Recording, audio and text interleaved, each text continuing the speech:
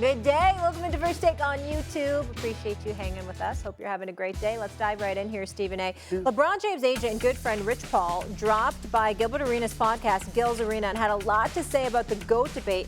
Paul says when we think about GOAT, we should also think about the pressure of comparisons. Listen up. LeBron is the first player to have to deal with a 24/7, 365 news cycle of sports and opinions. And so now you have the root against. That's a whole nother thing that Mike never had to deal with.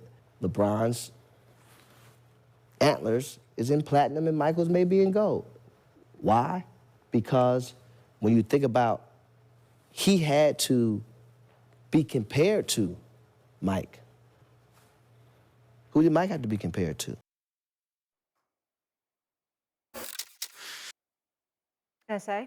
Well, first of all, I don't buy it on several levels. Number one, I'm a fan of Gilbert Arenas' podcast, but they get on my nerves sometimes because they tick me off because Rich Paul is like, you know, I'm talking to him having fun and jest, and they like, does Stephen A. really say this? And he says no, because you contextualize it in a certain way and you act like it's an insult when I'm talking amongst the fellas. Okay, so I don't understand that. They had Kenyon Martin on one time, and he's bringing up something about how he had a problem and he checked me and did 2,000 or whatever, and I'm like, what are you talking about? I've always been a fan of Kenyon Martin. I don't know what he's talking about. Okay, having said all of that, we get to this LeBron debate.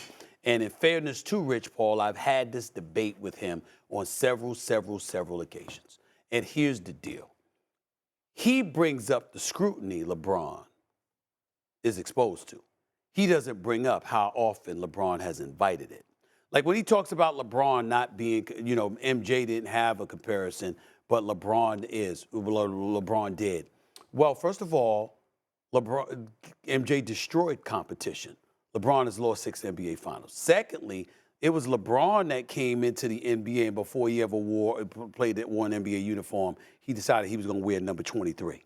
Okay? He was the one on Sports Illustrated and had a tattoo emblazoned on his back that said the chosen one. That wasn't MJ.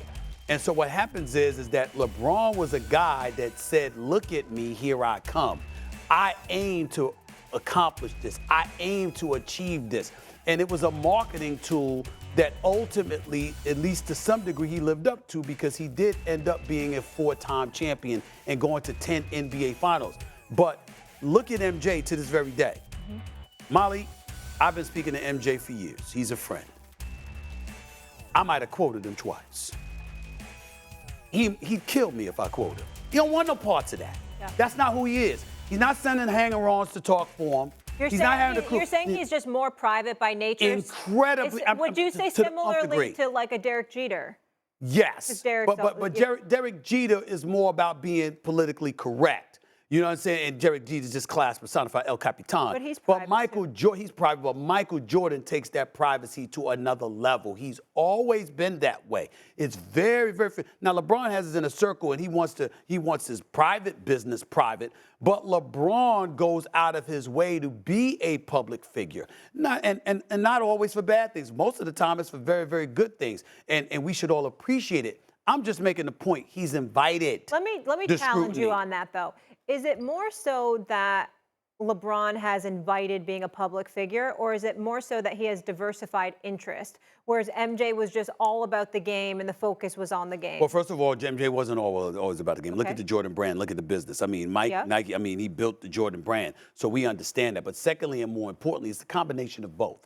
You know, you could have diverse interests, and you could see the forest from the trees in terms of how you can ultimately utilize these platforms. I'm talking about acting and things like that. But I'm saying all of that comes with it.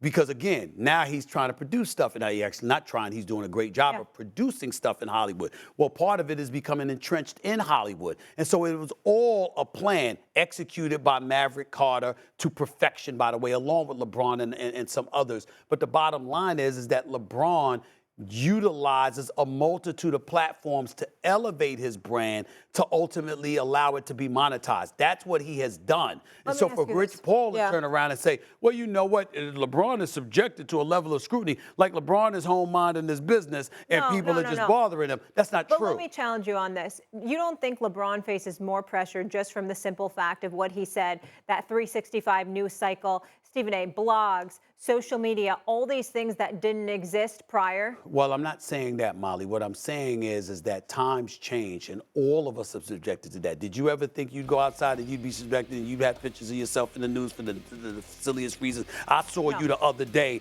paraded all over social media because you walked outside with a warm-up suit. Look at Molly with her warm-up suit, and damn it, it's viral. You understand? Stephen A. Oh, Stephen A. is getting into his posh. Look at this posh ride that he has.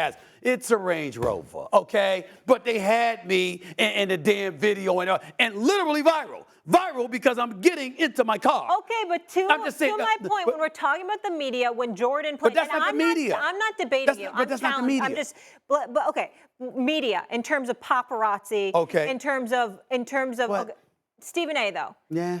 Jordan didn't have that. Is that correct? No. It was just newspapers, right? Newspapers and television stations, obviously. I would tell you that as big of a star as LeBron James is, LeBron James has company. He may be at the top of the heap, but he has company because of the global iconic brand that the NBA has become, along with the advent of social media and beyond. Jordan was one of one. He was alone. People didn't care most of the time about what other people were doing. Just him. He had no peace. He had to stay. He would go to places and literally was trapped in his hotel room because he couldn't get out because the scene was so mob-like. He couldn't walk anywhere. This is what you should have brought up on First Take. Why didn't you mention this when we talked about this on First Take? Because that's exactly what I was asking you, the comparison. Because I have YouTube and I have the Stephen A. Smith podcast and I got the NBA Countdown. Okay, and I have an abundance of other things, and maybe that wasn't on my mind at that particular moment at 10:30, but it's on my mind now.